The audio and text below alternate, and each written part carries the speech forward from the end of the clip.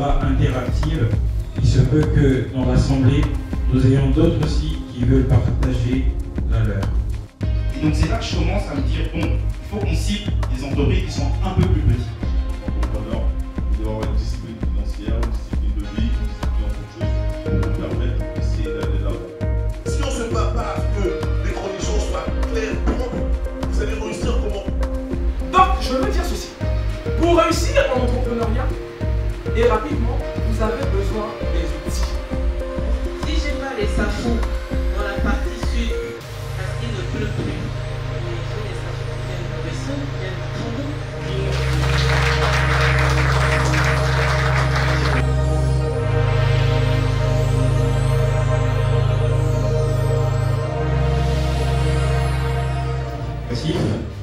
La masterclass sera interactive parce que certes que ceux qui sont avec nous ont de l'expérience, il se peut que dans l'Assemblée, nous ayons d'autres aussi qui veulent partager la leur.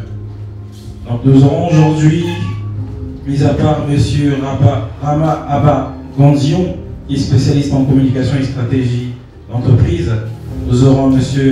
Kefan Murray, nous aurons Madame Makani, M. Joe Washington Ebina et M. Yann Okies. Je ne prendrai pas assez de temps, vu qu'on a attendu un moment. Je vais présenter M. Rama Abba, qui nous présentera exactement son livre. M. Rama Abba. Sous vos applaudissements, s'il vous plaît.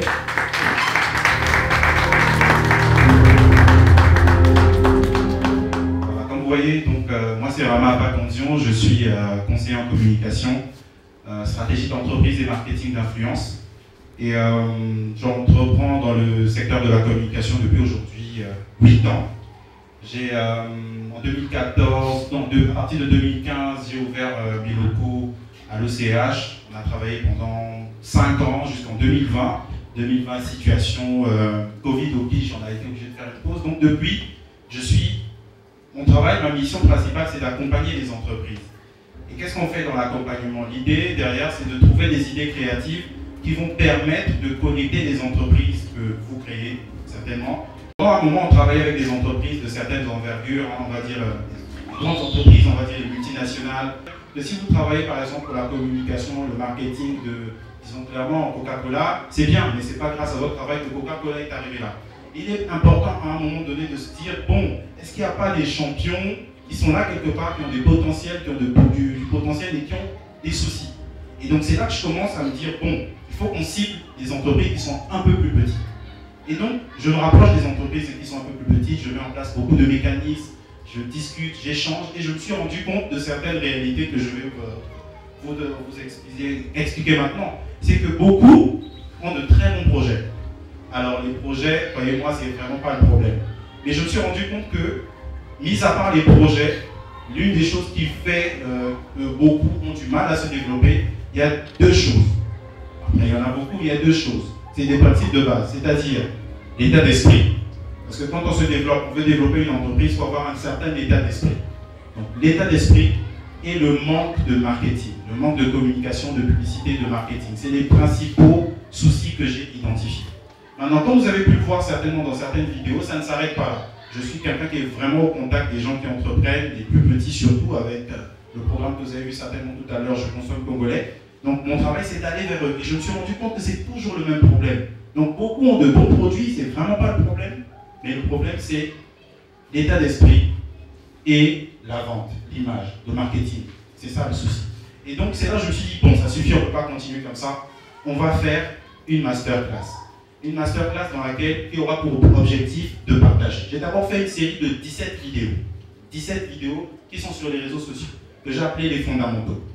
Après avoir publié ces 17 vidéos, je me suis dit, c'est pas suffisant. Il faut aller plus loin. On va faire un livre. Donc, à l'occasion de la sortie de ce livre, au lieu de mettre simplement le lien sur Internet, les gens téléchargent en PDF, etc., sachant que je devais imprimer normalement le livre en physique, ce qui va se faire, mais l'imprimerie m'a demandé 4 millions de francs CFA. Quand j'ai calculé, 4 millions de francs CFA, c'est pas mauvais, mais après, pour vous retrouver dans vos charges, il faut vendre le livre à 80 000. Ce qui, est, ma foi, quelque peu est hors de prix, hors de budget. Donc je me suis dit, alternative numéro 1, on fait le livre, mais en digital. Et donc, à l'occasion de la sortie de la version digitale, c'est là où je me suis dit, bon, on va faire une masterclass. Ça ne va pas sortir juste sur Internet en public comme ça, mais on fait une masterclass réelle avec des gens et on partage. Donc, de ça découle donc la masterclass dans laquelle nous sommes aujourd'hui. Alors, l'idée, fondamentalement, c'est le besoin de partager. Qu'est-ce qu'il faut comprendre avec les fondamentaux de l'entrepreneuriat? C'est-à-dire que dans n'importe quel domaine, quel que soit le domaine, il y a des principes de base à respecter pour bien vous développer. Quel que soit le domaine. Si vous êtes par exemple ingénieur en bâtiment, moi je ne suis pas dans ça, mais j'imagine que la base de la construction d'un bâtiment, d'un édifice, c'est les fondations. Vous ratez les fondations, vous ratez tout. Vous ratez les matériaux, vous ratez tout. Ça s'applique aussi dans d'autres domaines. La cuisine par exemple, vous préparez, vous ratez les ingrédients, vous ratez la cuisson, vous ratez tout. Et ça s'applique même en entrepreneuriat. Et donc c'est ce que je vais partager aujourd'hui. Premièrement, le premier principe, c'est le mindset, l'état d'esprit. Donc, par état d'esprit, il faut comprendre une chose, c'est-à-dire comment est-ce que vous pensez pour pouvoir développer votre entreprise. C'est-à-dire, si vous voulez développer votre entreprise et que vous avez un mental on va dire, défaitiste, c'est-à-dire à la moindre difficulté, vous arrêtez. Ça, c'est un mauvais état d'esprit. Si vous voulez lancer une entreprise, comme beaucoup de choses que je vois, parce que c'est des choses que je vois, j'ai vu des gens qui ont leurs entreprises, c'est très bien, ça marche bien, j'arrive, je propose, parce que parfois ça nous arrive, on vient, on fait de la prospection, mais le porteur de projet, le responsable de l'entreprise vous dit clairement, moi je n'ai pas besoin de publicité. J'ai 10 clients, ça me suffit, c'est très bien. Ce qui n'est pas mauvais en soi. Mais lorsque on veut entreprendre et qu'on veut chaque fois passer au cadre supérieur, on ne peut pas se dire que là où on est, c'est bon. Il faut passer toujours au cadre supérieur. Donc lorsque vous voyez quelqu'un qui vous dit, bon, moi je suis au top, je n'ai pas besoin de faire plus que ça, donc il y a un problème de mindset. Ça, c'est des choses très importantes qu'il faut comprendre. Le premier souci, c'est le mindset. Le deuxième souci, point important à comprendre pour développer, c'est le besoin. Une entreprise est créée parce qu'elle répond à un besoin. Quelle que soit l'entreprise, c'est-à-dire le besoin des clients. Et par ce besoin, vous répondez, l'entreprise répond soit par un service, soit par un produit. Toutes les entreprises sont toujours dans ces deux cadres-là. Soit elles répondent avec un service de bien, soit par un produit. Donc, il faut d'abord connaître quel est le besoin. Qu'est-ce que vous voulez vendre aux gens? Comment est-ce que vous allez trouver l'idée? Donc, ça, c'est le deuxième point fondamental. Le troisième point, c'est tout ce qui concerne la vente. Parce qu'il faut bien comprendre, vous pouvez avoir un bon produit qui répond à un besoin, mais certes, mais si vous ne le vendez pas, vous ne développez pas l'entreprise. Parce que c'est la vente qui génère les finances, les sous, qui vont vous permettre de développer tout le reste. Donc, toute entreprise a besoin de vendre. Quatrième point, c'est le management, la gestion de l'entreprise. Donc, comme je disais, c'est lié. Vous allez vous rendre compte avec en réfléchissant que c'est lié. Donc, si on n'a pas le bon état d'esprit, déjà on a du mal à trouver le bon produit à vendre. Si on a du mal à trouver le bon produit à vendre, ou même si on a le bon produit à vendre et qu'il ne se vend pas, on ne développe pas l'entreprise. Si on a, comment je peux dire, déjà le management c'est le dernier point, le management c'est la gestion. Donc si vous ne gérez pas bien, comme certains cas qu'on voit, ou certains entrepreneurs, parce que j'ai eu à le voir, des entrepreneurs qui vendent leurs produits, ça marche bien, il a le bon produit, la personne vend, mais elle dilapide les revenus. Ça, c'est un problème de gestion. Si vous avez, dans la gestion, c'est déjà ça. La gestion des finances, la gestion de l'équipe, etc. Donc ça, c'est les 4 points fondamentaux à savoir. Si on réfléchit, vous allez vous rendre compte que vraiment ces points sont liés.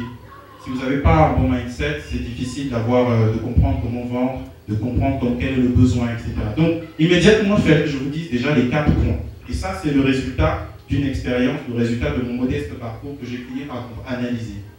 L'état d'esprit, le produit, le besoin identifié, vendre ce que vous offrez, ce que l'entreprise offre, et par la suite gérer. Parce que même si ça marche bien et que vous gérez mal, l'entreprise ne se développe pas. C'est lié. Donc immédiatement, ce sont ces 4 points. Alors, lorsqu'on lance une entreprise, il y a une loi que j'ai fait dans une de mes vidéos, je parle de la loi fondamentale de l'environnement. C'est-à-dire que, quelle que soit l'entreprise que vous allez lancer, quel que soit le secteur d'activité, vous êtes, votre entreprise est soumise à la loi de l'environnement. Qu'est-ce que ça veut dire? Ça veut dire qu'il y a des entreprises, enfin, des environnements qui sont propices à l'explosion d'une entreprise qu'une autre. Exemple très simple. Vous êtes en train de travailler depuis 5 ans dans, je sais pas, vous faites par exemple dans le chocolat, de l'agroalimentaire. Vous voyez, vous travaillez depuis 5 ans, mais c'est toujours difficile. Ça avance, mais c'est toujours difficile. Par la suite, 2 jours plus tard ou un jour, vous voyez quelqu'un qui a commencé la même chose que vous il y a 2 ans, mais évolue beaucoup plus vite. Mais la différence, c'est que cette personne est peut-être dans un autre environnement, un autre pays, là où ce type de business, c'est beaucoup plus favorable. Ça joue énormément. Moi, par exemple, dans notre métier de la communication, parce que notre environnement, très peu sont très motivés à faire de la publicité, à faire du marketing, oui, on vend, mais pas de la même façon que si on est dans un environnement comme Kinshasa où les gens aiment se faire voir. Vous n'allez rien vendre si vous ne faites pas connaître ce que vous faites. Et beaucoup se lancent, ont de très bons produits, mais ne communiquent pas assez. Et ça, je le vois vraiment. Vous avez vu tout à l'heure, il y a des vidéos, je consomme congolais, je rencontre des gens de très bons produits, mais communiquent peu. Vous ne pourrez pas développer votre entreprise si vous ne communiquez pas, si vous n'avez pas les techniques de vente. Qui a peut-être un témoignage à donner à ce niveau-là? S'il n'y a pas de témoignage, je vais peut-être m'arrêter. Sur ce, je vais terminer, mesdames, messieurs. Je vous remercie de m'avoir écouté, donc je vais passer le micro à Madame Makani. Merci beaucoup. Merci, monsieur Ramarabat. Applaudissez, s'il vous plaît. Nous allons recevoir Madame Christine Makani. Elle est promotrice de Glacis.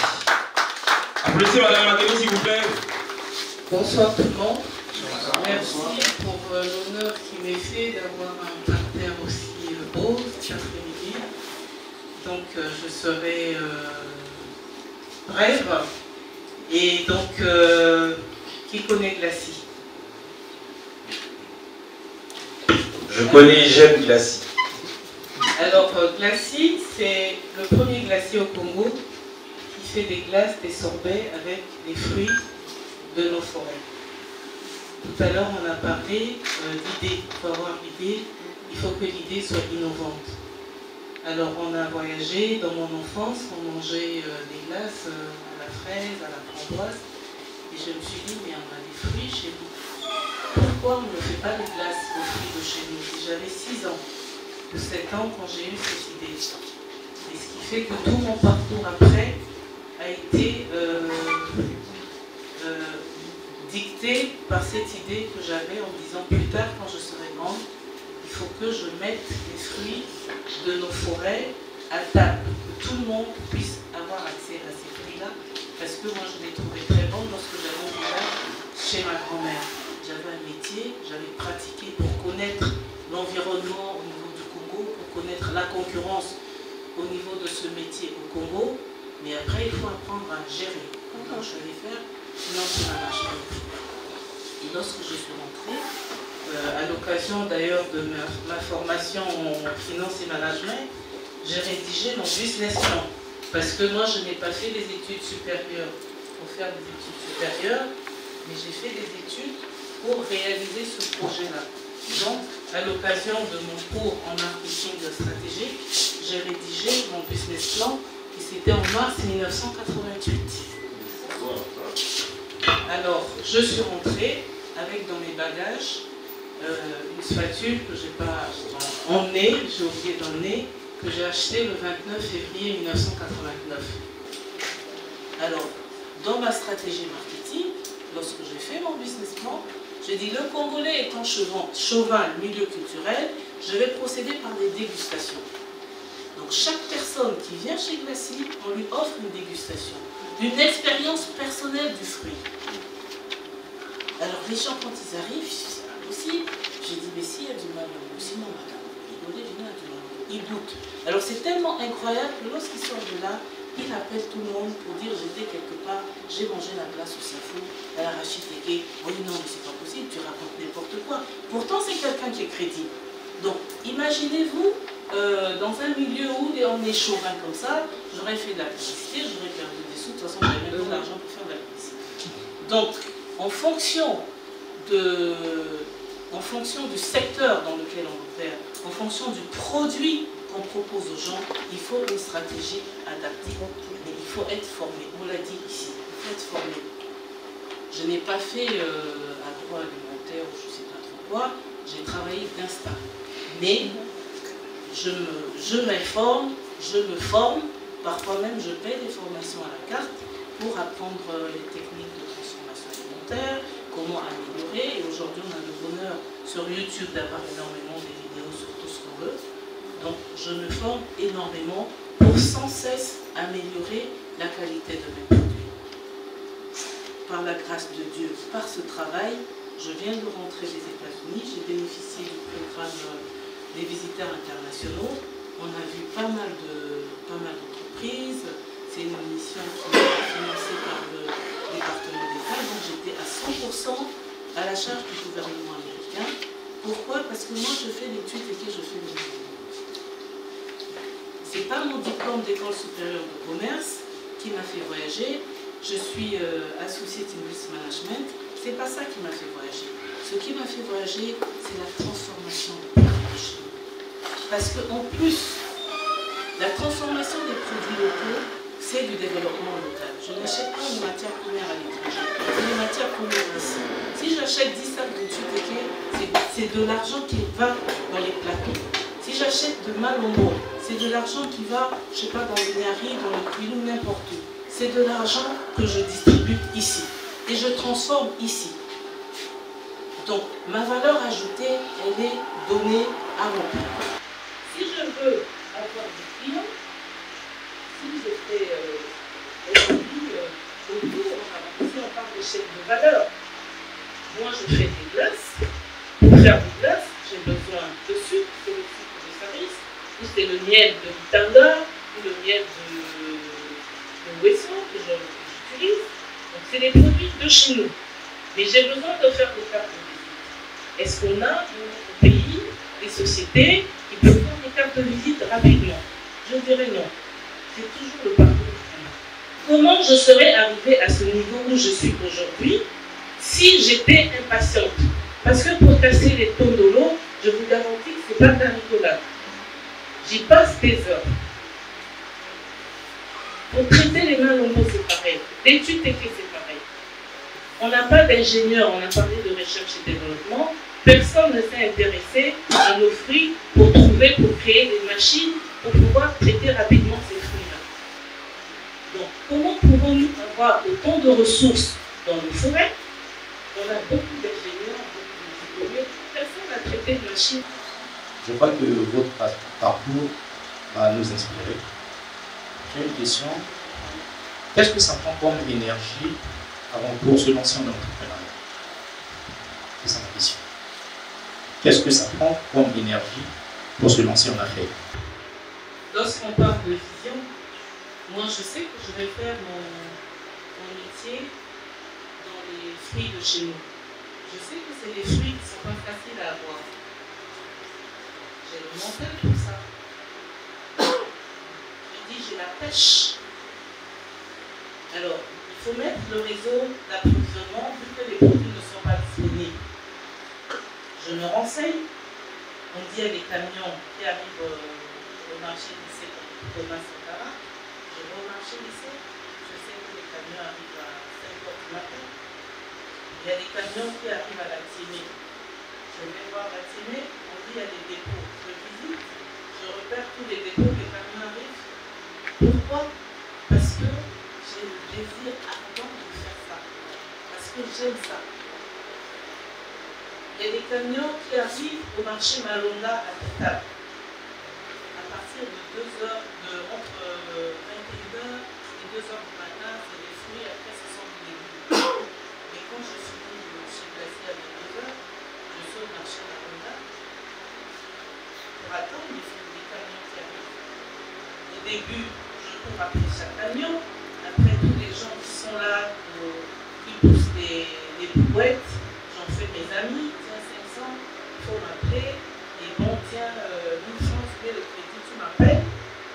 Voilà, je mets en place un réseau. Et après, je suis au marché jusqu'à 5 h du matin. Je les emmène chez Glacier. Quand j'achète des malobos, je dis à la dame, tiens, demain, viens, je te paye le taxi, elle vient debout. Si c'est pas possible.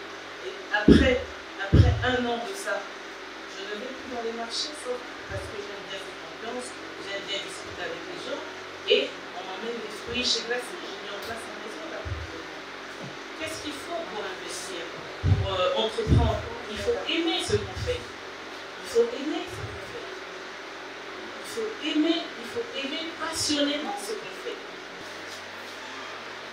Tout le monde me dit, oui, mais madame, vous savez qu'on a des fruits saisonniers, comment vous faites?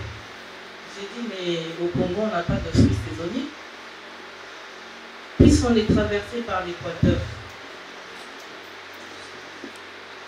Les fruits, quand je n'ai pas les oranges dans le pool, s'il ne pleut pas ici, il pleut au lac d'équateur, les oranges, elles viennent du Fondo, elles viennent de Ouessant. Si je n'ai pas les safous dans la partie sud, parce qu'il ne pleut plus, mais j'ai les safous qui viennent de Ouessant, qui viennent du Fondo. Il faut absolument, vous savez, le business plan, lorsque vous rédigez le business plan, je dis toujours, prenez le modèle le plus compliqué, parce qu'il y a beaucoup de questions. C'est une façon pour vous de challenger votre idée. C'est une façon pour vous de vous conforter qu'effectivement, c'est ça que je vais faire. Je suis préparé à ça. Je connais le marché. Je connais les atouts de mon produit. C'est une façon pour vous de savoir que je vais faire face à telle difficulté et je suis prête à l'affronter. En sachant que je suis prête. D'accord. Merci Madame Christine. Merci pour le business plan. Alors nous allons recevoir Monsieur Stéphane Kakotou. Il est promoteur de Moray Hate. Sous vos applaudissements s'il vous plaît.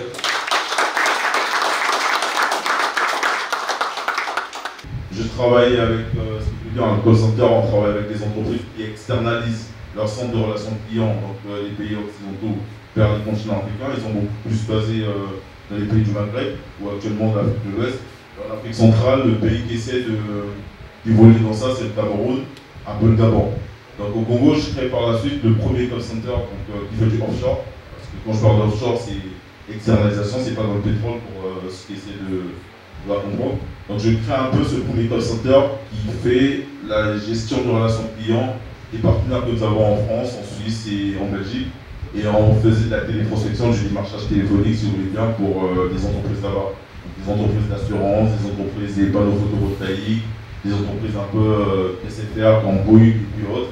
Donc on a essayé de travailler pour eux, mais en externalisant le coût de la main-d'œuvre, quand on prend le SMIC français, on prend le SMIC congolais, il y a une différence. Donc, du coup, pour eux, ça coûte moins cher d'externaliser vers le continent africain que de le laisser chez eux. Donc, on a profité de ces opportunités-là pour permettre aux jeunes qui n'avaient pas d'emploi d'avoir de l'emploi. Donc, développer, il faut dire, participer à l'éclosion de l'employabilité des jeunes dans notre pays.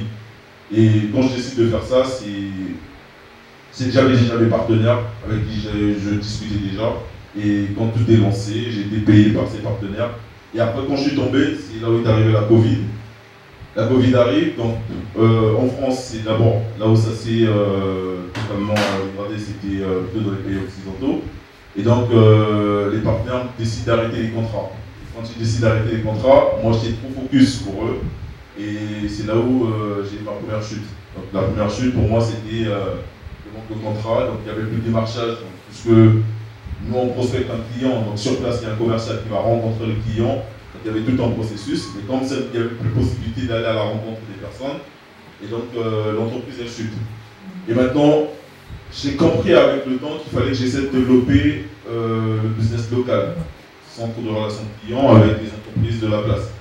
Et donc, je développe un peu avec des entreprises de la place, je fais un peu de prospection parce que, étant entrepreneur, je suis mon premier commercial. Donc j'essaie d'approcher d'abord personnellement les entreprises, j'essaie d'aller vers eux pour leur parler un peu, je fais des prospectus, je fais des petits flyers, c'est ainsi que des propositions de services pour expliquer, si vous voulez bien, ce que nous proposerons à ces entreprises, ce que nous allons proposer. Donc on a vu Canal+, on a vu les fonds de la place et nous n'avons pas eu de suite. Et un jour, je décide de dire, bon écoute, je vais essayer de changer de business pour essayer de me mettre à autre chose. Et un frère à moi qui qui est dans le pays, qui m'appelle et qui dit écoute, j'ai un truc pour toi, il y a l'UNICEF qui voudrait travailler avec toi. L'UNICEF voudrait faire un sondage, si vous voulez bien, sur les perceptions de la Covid-19 en République du Congo. Et donc il arrive à me décrocher ce contrat, c'est un contrat qui pesait 6 millions par là. Bon, bref, c'est un peu dans ses arrondis. Je vais pas essayer de dévoiler tout de suite. Mais quand il me trouve ce contrat, je sais sur le contrat et je décide de me focaliser sur ce que l'UNICEF m'avait demandé. La grande difficulté, c'est qu'il fallait avoir des leads. Donc les leads pour nous, ce sont les contacts. Appeler tous les Congolais sur l'ensemble du territoire national et dans tous les 12 départements que nous avons en République du Congo. Et quand on demande, parce qu'il faut avoir ces numéros de téléphone, hormis la solution qu'on avait VoIP, parce que les solutions VoIP, il faut parler en langage simple, ce sont des solutions qui nous permettent d'émettre des appels à moins de coût à partir des plateformes du web, donc avec Internet. Et on émet des appels avec des sites. Donc les sites, c'est des formes de crédit qu'on nous attribue par les entreprises de télécommunications locales, qui nous permettent par la suite de pouvoir émettre des appels. On avait toutes ces solutions. La grande difficulté que nous avons eue, c'est au niveau des contacts. Donc on se rapproche des entreprises de la place, qui sont MTN et RTL, donc les deux plus grandes entreprises de la place, pour demander à obtenir ces leads. Ils nous renvoient vers la PCE, donc on est un courrier. Et Dieu merci, parce que ce n'était pas juste la structure qui demandait, donc c'était l'OMS, donc c'était le médecin chargé à l'OMS qui est en train de rédiger le truc. Mais nous n'avons pas eu gain de cause. On est obligé de passer par les caisses mobile money pour obtenir les contacts et faire ce sondage téléphonique. Donc c'est là où on a eu, excusez-moi, la grâce de se relancer. Pour moi, les fondamentaux, c'est ce que j'ai eu à comprendre pour réussir en entrepreneuriat. Je n'ai pas réussi, donc je ne suis pas un exemple peut-être de réussite, mais peut-être que demain, le bon Dieu fera ce qu'on essaie d'aller d'avant. Pour moi, il y a d'abord l'idée. L'idée qui est venue, qu'est-ce que vous voulez apporter comme solution à la société. N'apportez pas des solutions pour vouloir apporter des solutions, non. Apporter des solutions qui permettront à ce que la société également se développe. Quand je parle de la société, c'est-à-dire que logiquement le pays. Donc, apporter des solutions qui pourront permettre à ce que les choses aillent de l'avant. Mais il y a aussi un facteur qu'il faudrait prendre en place dans notre pays, c'est que le capital, donc la démographie est il y a un problème avec notre démographie. Peu importe ce que l'on va faire, mais même pour ceux qui sont dans les matières de production, ceux qui sont dans l'agriculture, vous avez remarqué que la démographie est un problème parce que pour 5 millions d'habitants que nous sommes, et en face vous avez pratiquement Kinshasa ainsi que sa banlieue qui fait pratiquement 15 millions d'habitants, nous sommes appelés logiquement à produire pour revendre auprès de nos pays qui sont dans la sous-région. Ça, c'est ce que j'ai compris avec le temps. Je prends un modèle économique que j'utilise plus souvent, c'est que chaque client que je ramène à mon partenaire, logiquement, donc je suis payé au client aussi. Je prends l'exemple bête, le client, je lui dis, bon, je prospecte ton client, chaque client que je te ramène, tu me donnes 500 francs pour chaque client que je te ramène. Moi, je fais ma téléprospection, j'ai mes leads, donc je fais la téléprospection, et automatiquement, chaque client ramené à mon client, et chaque client ramené à mon partenaire plutôt, j'ai quelque chose qui m'est rémunéré. En République du Congo, c'était un peu minimum. Et quand j'ai essayé avec la RDC en face, j'ai compris que la démographie est un facteur incontournable de développement, incontournable pour essayer d'aller de l'avant. Donc je me suis également lancé avec eux et j'ai dit, bah voilà, c'était une bonne chose, c'était une bonne expérience, même si après le contrat est terminé et sur place ils ont trouvé une autre entreprise. Mais c'est pour dire qu'il y a d'abord l'idée, il y a d'abord la discipline également. Quand je parle de discipline, c'est dire que dans votre marche en tant qu'entrepreneur, vous devez avoir une discipline financière, une discipline de vie, une discipline en toutes choses pour vous permettre d'essayer d'aller de l'avant. Et par rapport à tout cela, moi je parle deux fois de l'intérêt, de la réciprocité, du rapport de force, ainsi que de la foi, parce que sans Dieu également, vous ne pouvez rien faire. Sans Dieu, vous n'avancerez pas, et parce que logiquement, il est au centre de toutes choses quand vous voulez réussir dans la vie. Mais c'est pour vous dire simplement également que la détermination quand vous êtes dans l'entrepreneuriat vous permet d'aller d'avant, surtout quand vous faites ce que vous aimez, comme on essaie d'élucider mes prédécesseurs ici. Donc, avec détermination, avec l'abnégation, vous avancerez. Et je pense que je vais être pas plus long que les autres, je vais être un peu plus court. Et s'il y a des questions, je pense qu'on va essayer d'interagir. Mais est-ce qu'on va vouloir une personne qui vient travailler pour subvenir à ses besoins, pour gagner de l'argent? Parce qu'on nous a tous, même qui à l'école en philosophie, le travail sur l'indépendance, mais est-ce que c'est pas ça l'indépendance qu'on veut? Travailler pour gagner sa vie. Le problème qu'il faut chercher à comprendre, c'est que est-ce qu'il faut travailler juste pour gagner son dû? Parce que vous pouvez travailler, on peut payer demain, on vous vire. Parce que logiquement, vous n'avez pas la déontologie du travail, vous n'avez pas les compétences pour essayer d'assumer votre rôle là où vous travaillez. C'est pas juste parce qu'il faut travailler, Vous travaillez pour avoir votre dû. Je vous ai pris un exemple de la fonction publique. Combien ils sont, ils vont gagner, parce que chacun il va quand il veut, et à la fin il a son salaire. Mais entre-temps, on parle d'entrepreneuriat, mais quel est le développement aujourd'hui? Qu'est-ce qui se passe de nouveau? Quelle est la réactualisation du système de ce qui se passe dans les administrations au Congo? On vit avec les mêmes choses, c'est la routine de toutes choses. Mais le but aujourd'hui pour les entrepreneurs, quand il y a eu ce mouvement entrepreneurial, c'est d'apporter des solutions, d'essayer de réactualiser certaines choses. Il y a la technologie aujourd'hui, combien d'administrations essaient d'utiliser des technologies qui existent actuellement par rapport à avant. Aujourd'hui, on a vu qu'avec Zoom ou la Covid quand il est arrivé, même nos administrations se sont mises sur les Zooms et tout ça, ils connaissent à peine. Parce que tout le monde ne se méprend pas de tout ce qui se passe. Mais on ne travaille pas parce qu'il faut juste gagner un dû. Le dû est secondaire, c'est comme j'ai dit tout à l'heure, vous avez un projet, si vous avez de l'argent et que vous pensez à mettre un projet en place, vous ne réussissez pas, vous n'allez pas réussir. Vous réussirez quand vous avez d'abord un projet, l'argent viendra par la suite. Quand vous mettez l'argent en avant de toute chose, probablement vous échouez d'office. L'argent n'est pas un facteur de réussite. On est aujourd'hui un élément de réussite quand on a un exemple pour la société, pas parce qu'on a beaucoup d'argent. Quand on a un exemple pour les jeunes qui nous suivent derrière, c'est un élément de réussite. On n'est pas un élément de réussite quand on essaie de gagner assez d'argent. Vous allez avoir des personnes, des artistes qui ont beaucoup d'argent. Mais combien de jeunes veulent être artistes? Tout le monde veut être artiste. Mais parce que logiquement, il y a des exemples de sociétés aujourd'hui que l'on suit, qui sont des exemples de réussite, pas parce qu'ils ont beaucoup d'argent, mais parce qu'ils ont su apporter des solutions problématiques. C'est ce qu'il faut comprendre pour ceux qui veulent être entrepreneurs. Maintenant, pour ceux qui veulent être salariés, ils n'auront pas la même compréhension. Ça va?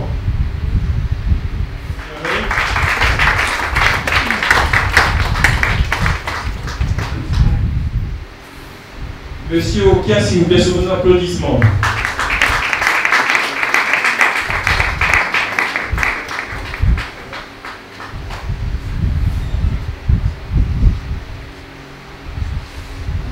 Bonjour tout le monde. Bonjour tout le monde. Je sens que vous êtes un peu paumés là. Bon, levez-vous s'il vous plaît. On va se lever s'il vous plaît, on va se lever. Vous avez quand même passé 3 heures là assis. C'est pas facile. Hein. Et encore, je vous félicite parce que jusqu'à cette heure-ci, vous êtes là. C'est parfait, quoi. Alors, laissez un peu de vous étirer rapidement. Je vais être un peu bref parce que vous voyez, c'est un peu tard.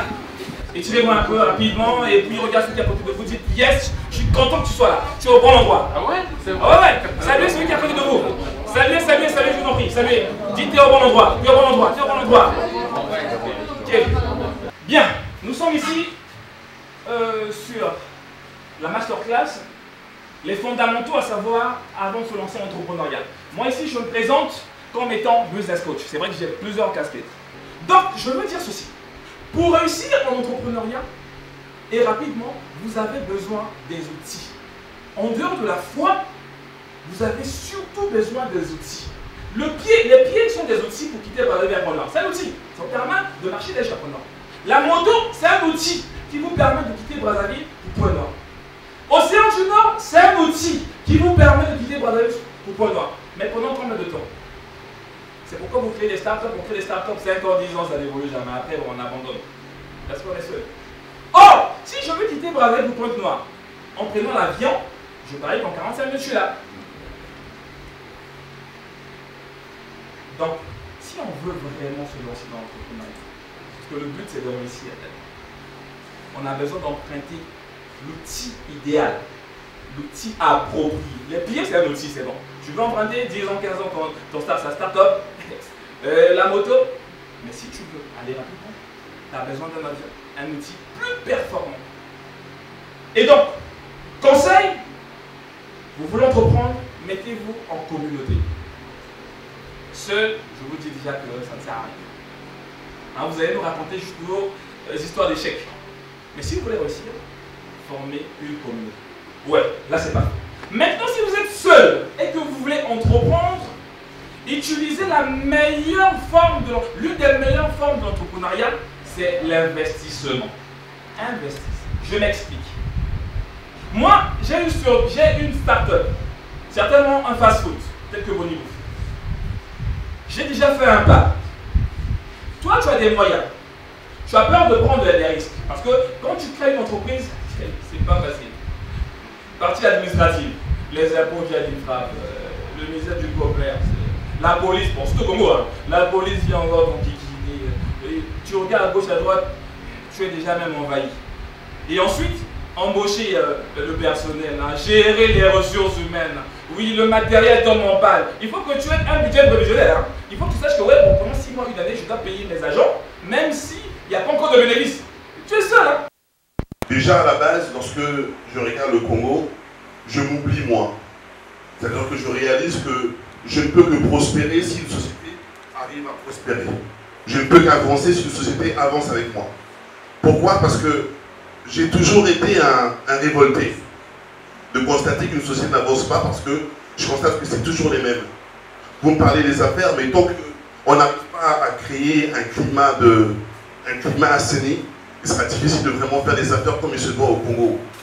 Évidemment, le plus important, c'est que vous me posiez des questions pour qu'on puisse se comprendre, mais au Congo, on a trop tendance à plaire, chercher à faire plaisir, faire comme tout le monde. Ah, ils ont dit ça, donc comme on a parlé ainsi, donc je dois me dire non. Moi, je sors d'une culture, évidemment, ma culture, elle est congolaise, elle est aussi internationale. J'ai voyagé à travers le monde et j'ai compris que le monde ne s'arrête pas au Congo-Brazzaville. Je suis contre le système au Congo qui empêche tout le monde d'émerger comme il se doit. Parce qu'il faut passer par des pots de vin, il faut passer par un système pour permettre d'avancer. Ce n'est pas un problème d'étrangers. On est étrangers, tous on est étrangers, puisqu'on voyage à travers le monde. Vous allez dans tous les pays du monde, vous ne serez pas français, vous ne serez pas américain. On peut s'adapter. Mais les chances ne sont pas données comme il se doit. Certains ont parlé de... On peut en parler un petit peu, le rêve américain. Mais le rêve américain, ce n'est pas les Américains qui sont toujours nés aux États-Unis. Le rêve américain, c'est des gens qui viennent de l'extérieur, qui croient en des valeurs, qui croient et qui s'installent et qui réussissent. Les exemples sont là.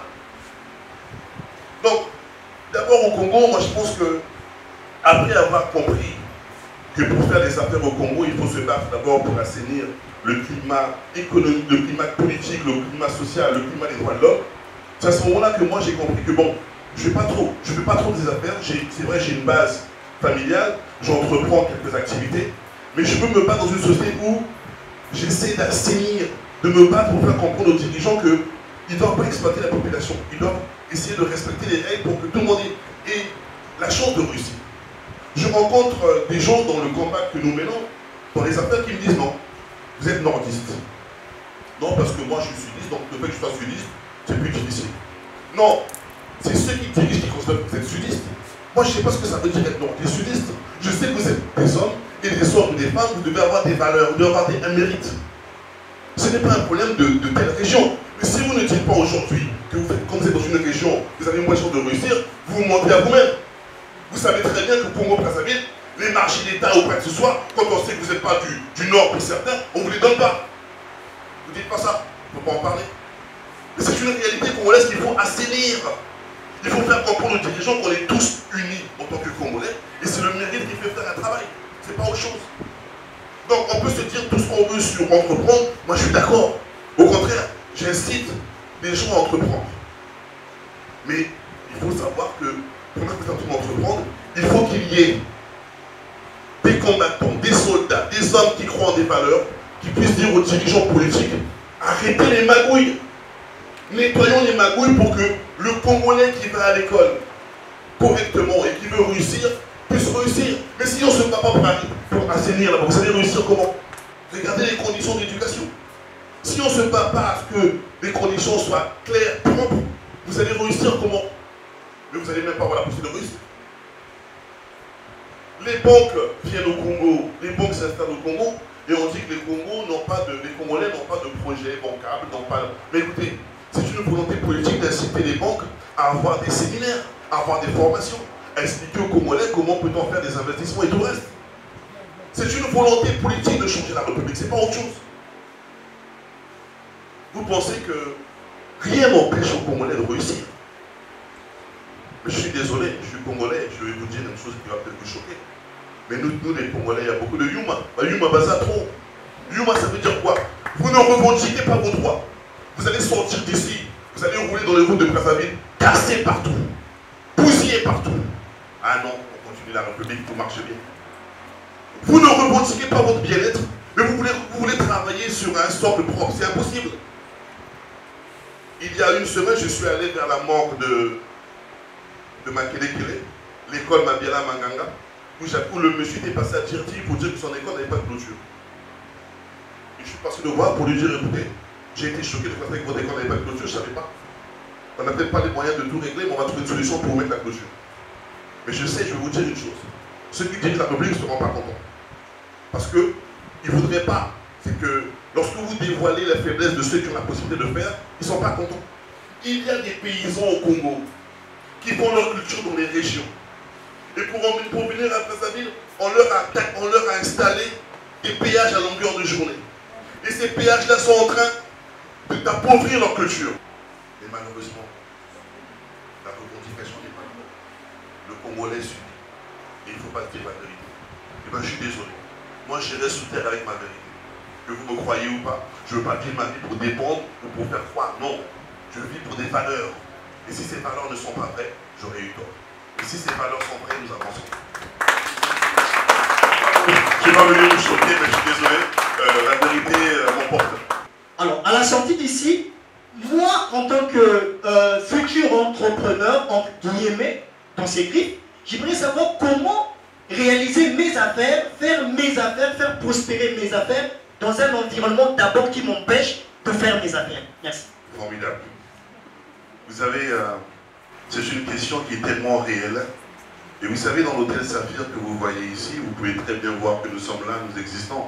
Mais vous n'avez aucune idée de l'ampleur des charges que nous avons. Je vous donne un chiffre. Nous payons 2 millions par mois pour l'électricité. Et il arrive des moments où ce chiffre d'affaires n'arrive même pas puisque les temps ont changé. Donc c'est pour dire quoi? On n'incite pas les Congolais à leur créer des conditions pour se jeter. Il y a deux façons de faire des affaires au Congo, ce que je considère.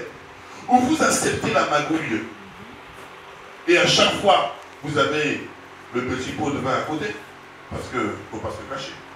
Hein? Lorsque l'agent d'impôt arrive, lorsqu'un tel vous négociez, donc vous êtes toujours en mesure de pouvoir négocier avec un petit billet.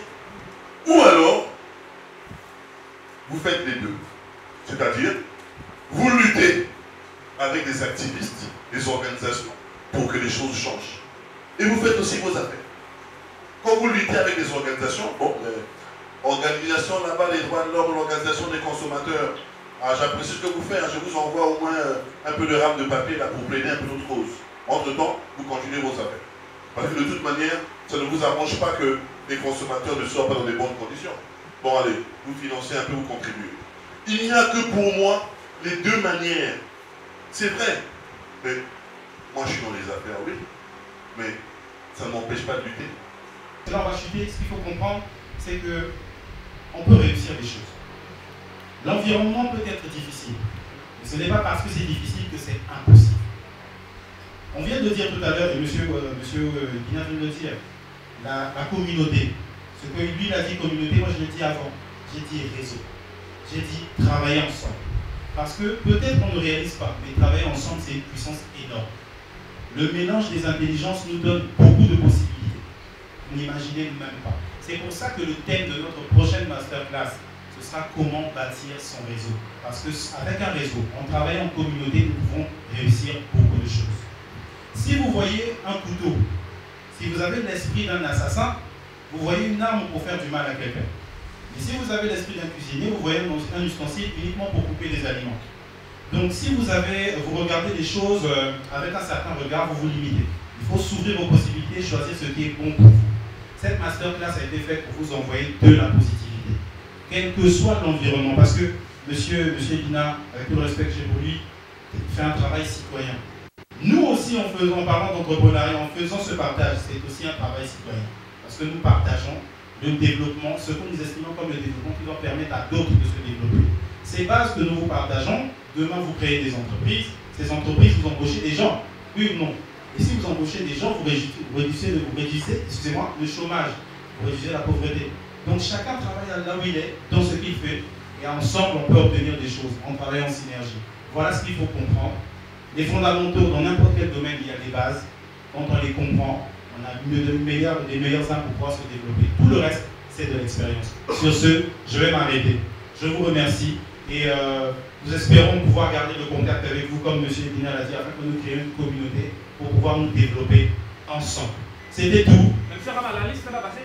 Oui, la liste va arriver pour ceux qu'elle arrive dans les prochaines minutes. Voilà à peu près, c'était tout. Je vous remercie. Bonne fin de journée et à très bientôt pour un prochain numéro de Netex Business Connect, la masterclass.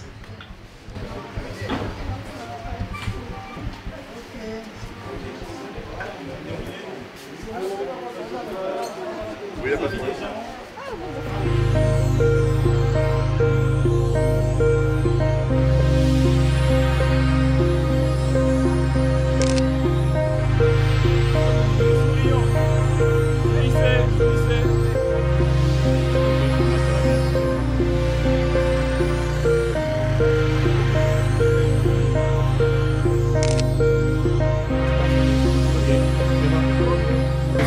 Moi, c'était différent. Par rapport à ça, je pense qu'il doit y avoir encore plus ce genre de masterclass pour qu'on puisse aller un peu plus en avant. Oui, bon, on a assisté à la masterclass de M. Rama Abangandjan. Ça a été un coup de maître, comme on dit, coup d'essai, coup de maître. Et je vais le suggérer de continuer dans cette lancée. Ça a été très instructif de le suivre. Merci. Ça a été au-delà de mes attentes. Ça a été au-delà de mes attentes. En fait. Sur tout ce que je voulais savoir, j'ai eu tout ce que j'avais. Il y a eu encore plus d'éclaircissements concernant l'entrepreneuriat, concernant la réponse aux besoins. Les fondamentaux, ça a été vraiment clarifié. Par rapport à la qualité des intervenants aussi, ça donne encore plus d'inspiration et ça a encore rajeuni plus d'idées. Et j'encourage encore M. Rama. C'était pas en vain, je ne regrette pas. Et je crois que ce n'est que le début, il y en aura encore. Je n'y manquerai plus aussi. Nous sommes ravis, voilà, immédiatement on est ravis avec l'équipe d'organisation, nous sommes ravis du résultat. Tel qu'on a observé, la plupart des gens ont été contents, donc on estime que le message est très bien passé, les gens ont très bien compris, nous en sommes très fiers et donc ça nous donne de la force de continuer, ça nous donne la force de pouvoir aller encore plus loin et nous invitons toutes les personnes qui ont la fibre entrepreneuriale, de savoir un peu comment ça marche, de façon basique ou de façon beaucoup plus professionnelle ou précise ou plus expérimentée, à venir lors de nos prochains événements. Notre prochain événement arrive, si tout va bien, soit la fin d'année, soit en début de l'année prochaine. Ce sera un prochain événement et on espère voir tout le monde. Donc, si vous avez besoin de connaître des choses, n'hésitez pas à venir. Nous remercions le public, nous remercions tous nos partenaires médias notamment qui nous ont accompagnés pour cet événement et nous espérons que la prochaine édition sera encore plus grandiose. Merci beaucoup.